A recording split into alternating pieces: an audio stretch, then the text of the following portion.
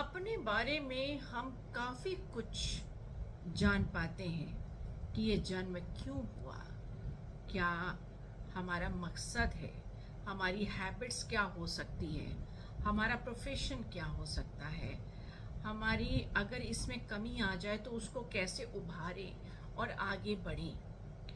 तो good and bad क्या हो सकता है, फल और शुभ और अशुभ फल क्या हो सकता है, इसको हम बेहतर तरीके से अपने जीवन में पहचान सकते हैं कि ये घटना घटित क्यों हुई, क्या कारण था। एक ही नक्षत्र में पैदा हुए,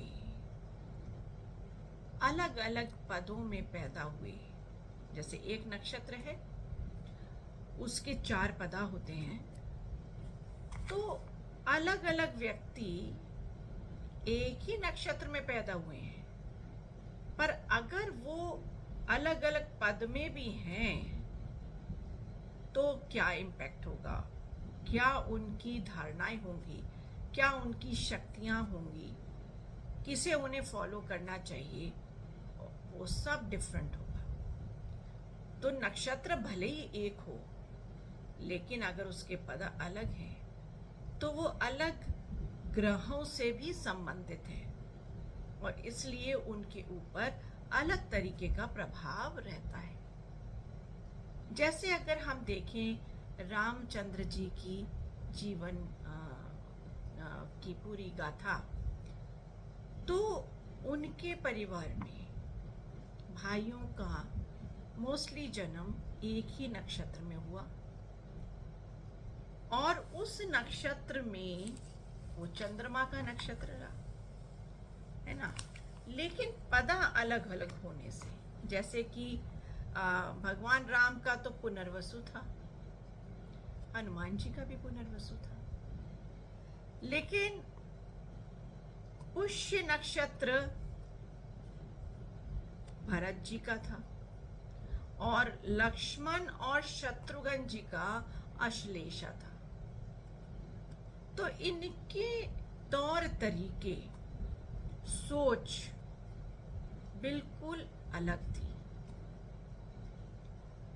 अब ये देखिए कि पुनर्वसु एक रिवाइवल वाला नक्षत्र है, तो आप देखेंगे कि जैसे ही रामचंद्र जी की बात गद्दी पर बैठने की हो रही थी और तुरंत उसी वक्त उनको बाहर निकलना पड़ा, वनवास हो गया, तो राज तिलक उस वक्त नहीं हो पाया। लेकिन 14 साल के बाद उनका जो रिटर्न हुआ अयोध्या में और फिर जो राज तिलक हुआ, उससे वो पूरा जीवन रहे। एक बात और,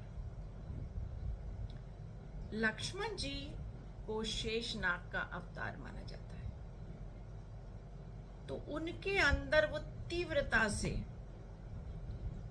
गुस्सा आना देखा गया है और उसमें वो कैसे एक्शन ले लेते थे।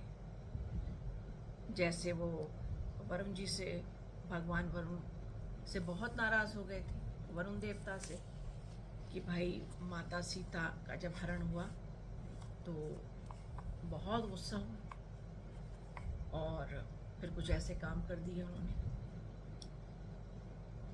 और उन्होंने रावण का जो पुत्र थे, भले ही वो पूजा पाठ कर रहे थे, इंद्रजीत, उसका भी उन्होंने तभी वध किया जब वो यज्ञ कर रहे थे। सारी अग्नि को तहस नहस करके उनका वध किया। उनका टेम्परामेंट अलग था। भरत जी को देखिए, वो जिस नक्षत्र में पैदा हुए, उनका जो ग्रह थे, वो उनके जो लॉर्ड थे नक्षत्र के, वो देवगुरु बृहस्पति थे। तो भले ही उनको गद्दी ऑफर की गई, पर उन्होंने भाई गद्दी नहीं ली और शहर से दूर बाहर बैठ के उन्होंने पूरा 14 वर्ष राम जी का वेट किया अपने भाई का। अब इस ग्रह में और इस नक्षत्र में, पुष्य नक्षत्र में पैदा होने के बाद जो देव गुरु का आशीर्वाद था वो दूसरों की भलाई के लिए था, गद्दी पाने के लिए नहीं था।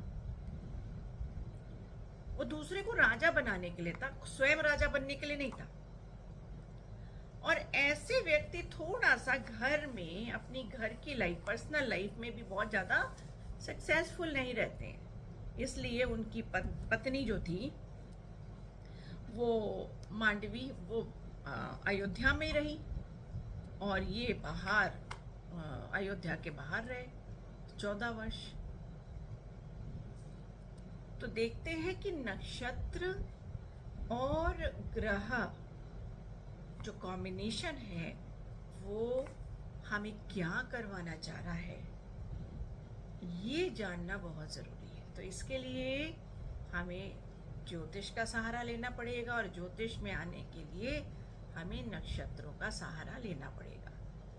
तो नक्षत्र इतने सुंदर ज्ञान है नक्षत्रों का कि उसे आप लोग ज़रूर जानिए, खास करके अपने जीवन के लिए ज़रूर जानिए।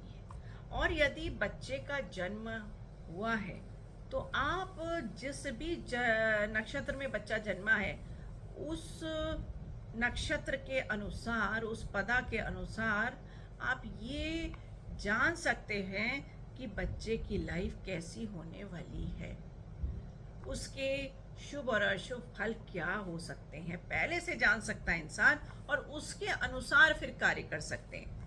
तो अगर शुभ है तो वो तो बहुत ही अच्छी बात है, अगर अशुभ है तो हम उस पर कार्य कर सकते हैं।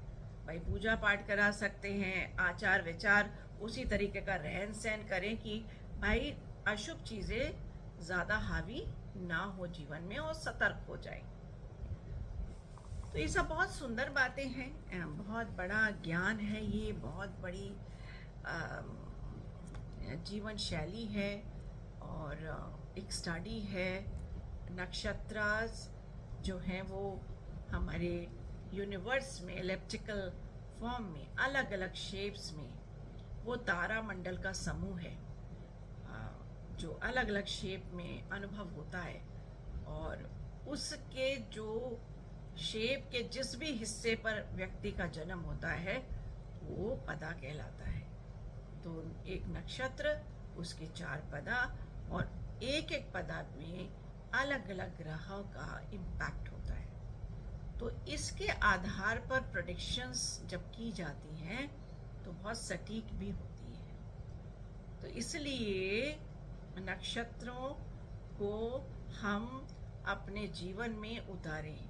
अच्छा, होरा शास्त्र तो पूरा इसी पे आधारित है और आपके मुहूर्त नक्षत्र पे आधारित है।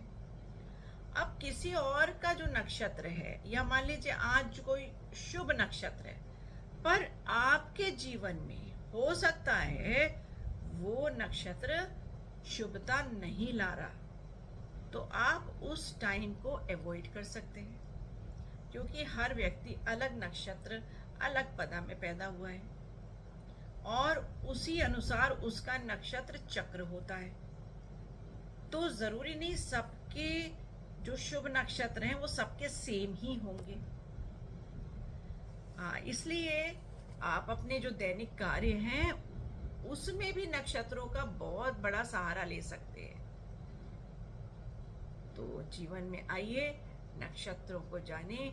कोशिश करूंगी कि एक एक नक्षत्र को भी लूं मैं, पर आज एक जनरलाइज कॉन्सेप्ट जो मुझे बहुत अच्छा लग रहा था मन के आपके साथ शेयर करें, क्योंकि बहुत ही जल्द लाइव क्लासेस शुरू होंगी एस्ट्रोलॉजी की, ज्योतिष शास्त्र की, और ये सर्टिफिकेट कोर्स रहेगा बेसिक और एडवांस ज्योतिष शास्त्र का। तो ज़्यादा से ज़्यादा कोशिश करें, इसको लर्न करें। इसको ऑनलाइन भी उपलब्ध हम कराएंगे, पर अभी तो ऑफलाइन आश्रम में ही कंडक्ट करेंगे क्लासेस, तो आप रजिस्टर कर सकते हो। और बिल्कुल जून जुलाई में हम इस क्लास को स्टार्ट करने जा रहे हैं। तो इसी के साथ धन्यवाद।